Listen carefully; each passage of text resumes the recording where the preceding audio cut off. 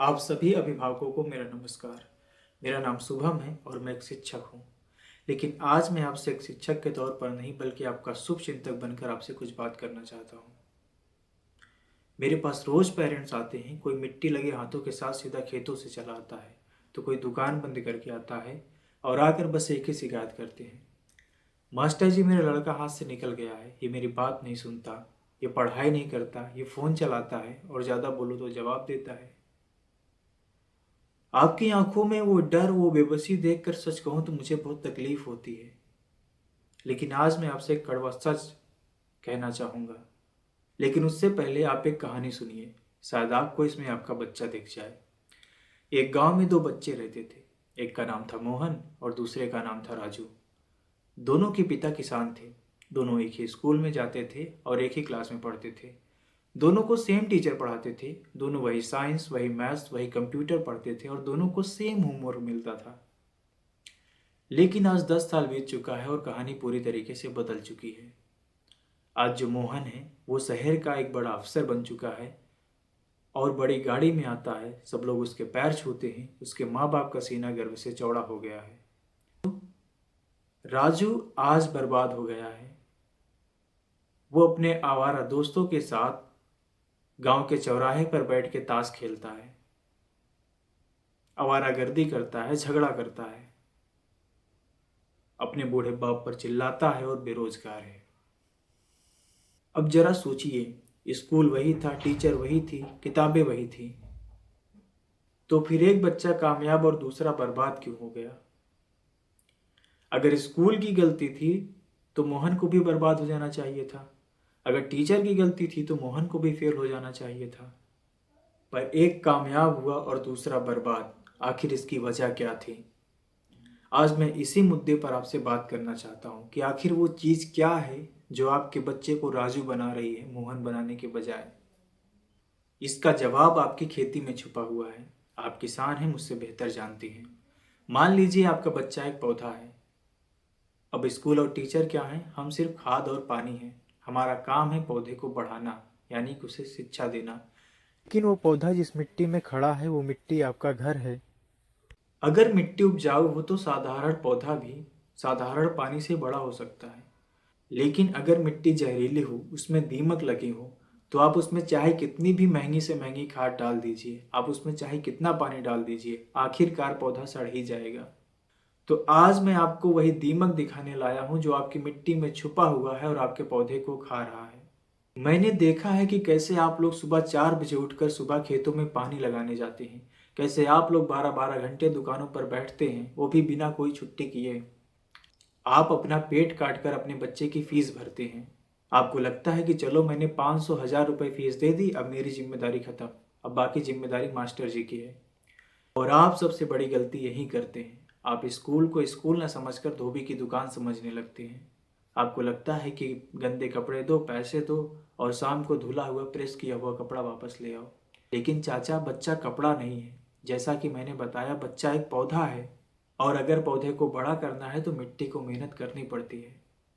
इसलिए मेरी आपसे हाथ जोड़कर विनती है और विनम्र निवेदन है कि ग्राहक मत बनिए, पेरेंट्स बनिए। आपने स्कूल में फीस देकर बच्चे के लिए एक सीट खरीदी है, आपने उसका भविष्य नहीं खरीदा।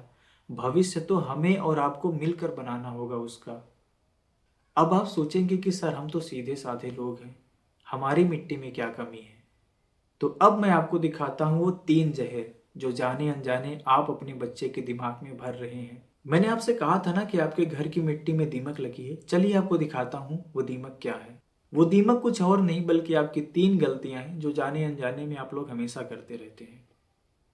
तो चलिए आपको बताता हूँ वो पहला जहर। पहला जहर है आपकी भाषा। कुछ पेरेंट्स होते हैं जो टीचर के पास जाते हैं और जाके शिकायत करते हैं कि मास्टर साहब, मेरा बच्चा गाली देता है या सभ्य भाषा का प्रयोग करता है। मैं उनसे एक सवाल पूछना चाहूँगा, इसने गाली कहाँ से सीखी? क्या इसकी मैथ्स की बुक में लिखी थी या इसकी साइंस की किताब में, या फिर इसके टीचरों ने इसे क्लास में सिखाई? नहीं, बच्चा एक सीसीटीवी कैमरा होता है, वो रिकॉर्ड कर रहा होता है। जब आप खेत पर या चौराहे पर अपने दोस्तों के साथ बैठकर बातों बातों पर गाली देते हैं तो बच्चा सुन रहा होता है। जब आप शाम को आकर उसकी माँ पर चिल्लाते हैं तो आपका बच्चा वहीं बगल में खड़ा सुन रहा होता है। उसे लगता है कि मेरे पिता एक मर्द हैं और अगर मुझे भी मर्द बनना होगा तो मुझे भी गाली देनी पड़ेगी। आप नीम का पेड़ लगा रहे हैं और उम्मीद कर रहे हैं कि आम उगेगा। ऐसा नहीं होता है। अगर आप एक राम जैसा बेटा चाह रहे हैं तो आपको पहले दशरथ जैसा पिता बनना पड़ेगा। अगर आप चाहते हैं कि आपका बच्चा सुधर जाए तो घर में गाली देना बंद कीजिए और असभ्य भाषा का प्रयोग करना भी बंद कीजिए, क्योंकि बच्चा वही सीखता है जो वह देखता है, वह नहीं सीखता जो उसे बताया जाता है। अब मैं आपको बताता हूँ वो दूसरा जहर। वो दूसरा जहर है गुरु की निंदा। ये गलती आम पेरेंट्स अक्सर करते रहते हैं। वो जब घर में अपने बच्चों के साथ बैठते हैं और बातों बातों में कभी कभार ऐसे बोल देते हैं कि वो स्कूल बेकार है, वो टीचर बेकार है, उनको कुछ नहीं आता, उनकी क्या औकात है, या आप टीचर की किसी और तरीके से बुराई करते हैं। आपको लगता है कि आपने ये बात बस कह भर दी, लेकिन याद रखिएगा, जब आपने ये बात कही तो उस वक्त आपके बच्चे के दिमाग में एक बात बैठ गई कि मेरे टीचर की कोई औकात नहीं है। और अगले दिन जब आपका बेटा या बेटी स्कूल जाएगा तो वो जब क्लास में उसके टीचर उसे पढ़ाने आएंगे तो वह उनकी बात नहीं सुनेगा, क्योंकि उसके हीरो ने कहा था कि टीचर की कोई औकात नहीं है। याद रखिएगा, अगर आप टीचर की इज्जत नहीं करेंगे तो बच्चा शिक्षा की इज्जत नहीं करेगा। इसीलिए कभी भी अपने बच्चों के सामने उसके गुरु की बुराई बिल्कुल मत कीजिए। अगर मास्टर जी में वाकई कोई कमी है तो उनसे अकेले में मिलिए, उनसे बात कीजिए, पर अपने बच्चों के सामने कदापि मत बोलिए। मैं आपको बताने जा रहा हूँ वो तीसरा जहर, दूसरों से तुलना। आप हमेशा अपने बच्चे की तुलना दूसरे के बच्चों से करते रहते हैं। देखो वर्मा जी का बेटा, वो शर्मा जी का बेटा कितना ज़्यादा समझदार है, और एक तू है बैल बुद्धि, तुझे ना तो पढ़ना आता है ना तो लिखना आता है, गधा कहीं का। वो लगता है कि ताना मारने से आपका बेटा या बेटी पढ़ने लगेंगे, लेकिन आप ये बिल्कुल गलत सोचते हैं, क्योंकि जब आप उसे ताना मार रहे होते हैं, उसकी बेइज्जती कर रहे होते हैं, तो अंदर से टूट रहा होता है। उसे लगता है कि मेरे पिताजी को मुझ पर विश्वास ही नहीं है, तो मैं क्यों कोशिश करूं। इसलिए आज से अपने बच्चे को गधा बोलना बंद कीजिए। अगर वो कमज़ोर है पढ़ाई में तो उससे बोलिए, कोई बात नहीं बेटा, तू मेहनत कर, मैं तेरे साथ खड़ा हूँ। याद रखिएगा, आपका विश्वास ही उसकी ताकत है। यदि आप उसमें विश्वास नहीं दिलाएंगे, आप उसको नीचा दिखाएंगे, तो दुनिया तो तैयार बैठी है उसको नीचा गिराने के लिए। अब आप सोचेंगे ठीक है भाई, गलती हो गई, पर अब क्या, अपने बच्चे को कैसे सुधारें। तो चलिए अब हम समाधान की बात कर लेते हैं। आप लोग अक्सर आगे शिकायत करते हैं कि हमें गणित नहीं आती, हमें इंग्लिश नहीं आती, हम तो अनपढ़ हैं, हम अपने बच्चे को कैसे पढ़ाएंगे। आपको लगता है कि आपको बच्चों को पढ़ाने के लिए डिग्री चाहिए? नहीं, उसके लिए चाहिए तो सिर्फ नीयत और ईमानदारी। आज मैं आपको 3 ऐसे काम बताने वाला हूँ जिसके लिए आपको पढ़ा लिखा होने की ज़रूरत बिल्कुल नहीं है, और यदि आप ये काम कर लेते हैं तो मैं आपको यकीन दिलाता हूँ कि आपके बच्चे को टॉपर बनने से कोई नहीं रोक सकता। उपाय नंबर 1, 15 मिनट का हिसाब। रोज शाम को टीवी और मोबाइल फ़ोन बंद कर दीजिए और शाम को 15 मिनट अपने बच्चों के साथ बैठिए और वहाँ जाके चुप मत रहिए। उनसे सवाल पूछिए, उनसे ये मत पूछिए कि बेटा होमवर्क किया या नहीं किया, वो आपसे झूठ बोल सकते हैं। बल्कि होमवर्क पूछने के बजाय उनसे यह पूछिए कि बेटा आज मुझे तुम बताओ, आज स्कूल में तुमने क्या नया सीखा। अगर वो आपको इंग्लिश में बताता है तो आप कहो कि बेटा मुझे इंग्लिश नहीं आती, तुम मुझे ये हिंदी में समझाओ। अब इससे 2 फायदा होगा। जब वो आपको समझाएगा तो आप स्टूडेंट बनेंगे, वो टीचर। एक तो उसका रिवीजन हो जाएगा, और दूसरा वह स्कूल में जब जाएगा पढ़ने के लिए तो वह अच्छे से पढ़ेगा, क्योंकि उसे डर रहेगा कि शाम को पिताजी मुझसे पूछेंगे, यदि मैं नहीं बता पाया तो मुझे डांट पड़ेगी। और मान लीजिए किसी दिन आपका बेटा कहता है कि पापा आज मास्टर जी ने सिर्फ कॉपियाँ चेक की, या उन्होंने पढ़ाया नहीं सिर्फ लिखाया, तो आप उसकी कॉपियाँ चेक कर लीजिए, उस पर देखिए कि लाल पेन चली है कि नहीं, या उस पर डेट क्या पड़ी है। और जिन घरों में पिताजी बाहर कमाने के लिए गए हैं तो उन घरों में ये काम बच्चों की माताजी को करना पड़ेगा। और परदेसी पिताजी से मेरा निवेदन है कि जब वो रात को फ़ोन करते हैं तो बच्चों का हालचाल पूछने के साथ साथ ये भी पूछ लें कि बेटा आज तुमने स्कूल में क्या पढ़ा। वीडियो कॉल पर उनकी कॉपी चेक कर लीजिए, ताकि बच्चे को लगे पापा बाहर जरूर है पर उनकी नज़र आज भी मेरे ऊपर है। अब मैं आपको बताता हूँ उपाय नंबर 2, पसीने की कीमत। हफ्ते में एक दिन अपने बच्चों को अपने साथ काम पर ले जाइए। मान लीजिए यदि आप खेत पर जाते हैं काम करने के लिए तो उसे खेतों में ले जाइए। जब वो 2 घंटे धूप में तपेगा, उसके हाथों में छाले पड़ेंगे, तब उसको जाके ये एहसास होगा कि मेरे पिताजी मेरी फीस किस प्रकार से कितनी मेहनत करके कमा के लाते हैं। जिस दिन उसने आपका पसीना और अपना दर्द महसूस कर लिया, यकीन मानिए उस दिन से वो कभी भी स्कूल बंक नहीं करेगा, मन लगा के पढ़ाई करेगा और आपकी मेहनत का एक भी रुपया बर्बाद नहीं करेगा। तो चलिए अब हम बात करते हैं उपाय नंबर 3 के बारे में, संगत का असर। हमने घर ठीक कर लिया, हमने स्कूल ठीक कर लिया, लेकिन रास्ता अभी भी खतरनाक है। गांव में अक्सर बुजुर्ग कहते हैं, जैसा संग वैसा रंग।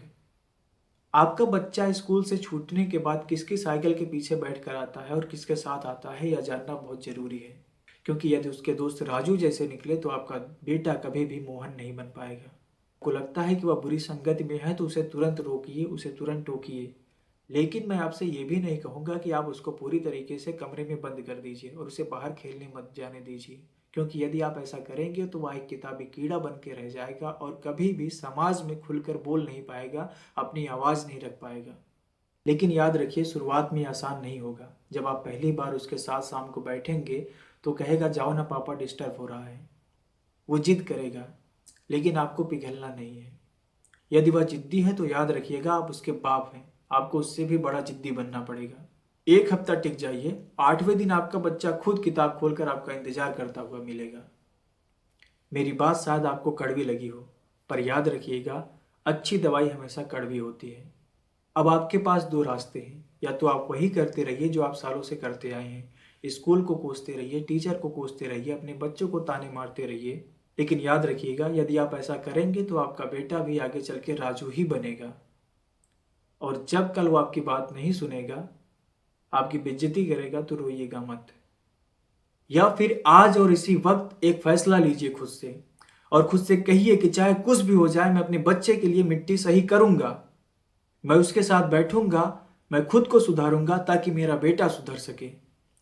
अगर आप ये करने को तैयार हैं तो मैं आपसे वादा करता हूं कि आपका बेटा एक दिन आपका नाम जरूर रोशन करेगा। ये जिम्मेदारी अकेले स्कूल की नहीं है, अकेले माँ बाप की भी नहीं है, ये हमारी है और हम मिलकर सुधारेंगे उसे। तो जाइए और आज शाम को अपने बेटे के साथ बैठिए, अपनी बेटी के साथ बैठिए और उसके सिर पर हाथ रखिए और कहिए कि बेटा बताओ, आज तुमने स्कूल में क्या सीखा। शुरुआत यहीं से होगी, बदलाव यहीं से होगा। अगर आपको लगता है कि ये वीडियो सही है तो अपने गांव के हर एक पेरेंट्स तक, हर एक ग्रुप में ये वीडियो फैला दीजिए। शायद किसी एक पिता की आंख खुल जाए और एक बच्चे का जीवन बच जाए। मेरे साथ जुड़ने के लिए आप सबका बहुत बहुत धन्यवाद। हम मिलकर बदलेंगे। जय हिंद।